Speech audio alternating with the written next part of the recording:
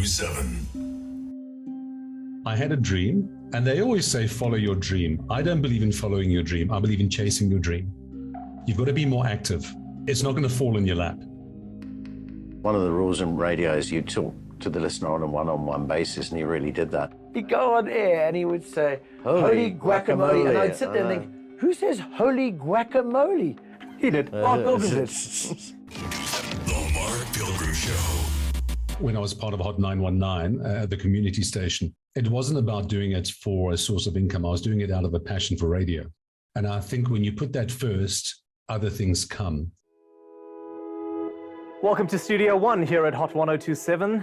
This is the home of Mark Pilgrim, Monday to Saturday from 9 to 12. About 14 years ago, I met Mark Pilgrim as this wet behind the ears news anchor, sat down, good morning, Mr. Pilgrim. Yeah. And he burst out laughing and said, I'm not Mr. Pilgrim. And I said, it's an honor to meet you. And he said, I've only got one ball. But it made me laugh and it made me feel like I was somewhere I could belong. I'm Tara Penny of Hot 1027 FM, where Mark Pilgrim found his broadcasting home in the last few years of his extraordinary life. Sadly, he lost his final battle with cancer on Sunday, the 5th of March. He made his journey with cancer public.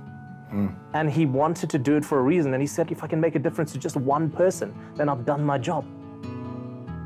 Together with Lloyd Motherray, Simon Parkinson and Tony Morell, we join Carte Blanche and some of his closest colleagues to celebrate Mark Pilgrim, radio legend. Even when he was dreadfully sick, that door would close, and that was it. 3 hours of absolute 100% dedication from a presenter who, in theory, had no problems in the world, even though he did. Diagnosed with testicular cancer at age 18, he went into depression. I was reading an article on Benjamin Franklin, and he said, some people die at 25 and are only buried at 75. And I realized that my focus was wrong. I was waiting to die instead of embracing life.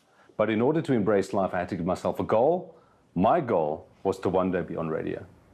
He was a wonderful colleague across 3 radio stations with me. And I worked with the guy for nearly 20 years. Veteran DJ Alex J is now with Jacaranda FM. Pilgrim was quite the trendsetter. He was the first DJ to bring the socials onto the air as part of his content. Today being the 5th of June, Happy Cancer Survivors Day. And if this applies to you, let me tell you, you are so much more than a survivor. You are a thriver. My mum was diagnosed with cancer, also stage 4, and she looked up to him as a bit of a hero. She's in remission now, Marky. I wish you were too. The Mark that everybody heard on the radio was the Mark we knew. He was also a creature of habit, though. He was incredibly OCD. In fact, I'm looking at the studio right now that we're in, and he would walk in here and go, guys... He wouldn't be happy with me having a cup. This really shouldn't be looking like this. He would place his bag down. He had place for his pen. Everything had a position. All the way from Texas, close friend and fellow broadcaster Darren Scott.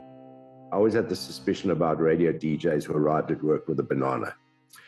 Because as a radio DJ, of course, your healthy eating would be toasted sandwiches, a few burgers, and as many beers as possible.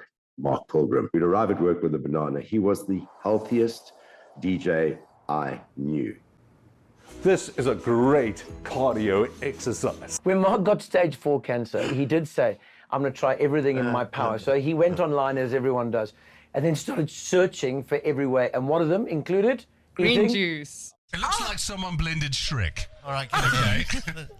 Let this moment end quickly. And you've got to plug it, because listen, I've got to tell you, that's all organic. It cost a fortune, so you can't waste it. I miss the smell of garlic in the studio. You remember when I had to drink that in the morning? Thank his green juice. Chug, chug, Think of it as beer. chug. No, you're only halfway. Chug, chug. You're only halfway. What did it taste like, Tony? vile. There were 3 things that he loved the most. I mean, his girls to him just meant the world. Adrian was there for him through everything, and he loved her. And all he wanted to do was be on the beach, be with Adrian, have the girls there. And the 3rd thing he loved was radio. At the 2022 Radio Awards, Mark won Best Commercial Weekend Radio Show. Despite being too ill to attend, the reaction by his peers was overwhelming. Well, there was a standing ovation from the whole industry. Yeah. That applause went on for ages. But I think that really did pep him up at the time, because that was one of the stages when he was going through a bit of a rough time. One of my crucial pillars to health is believing. There are days I'm not well, I acknowledge it, I accept it, but I also know that the next day I will stand up and find something to smile about.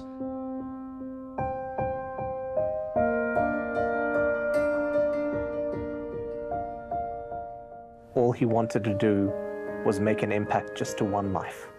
He touched millions.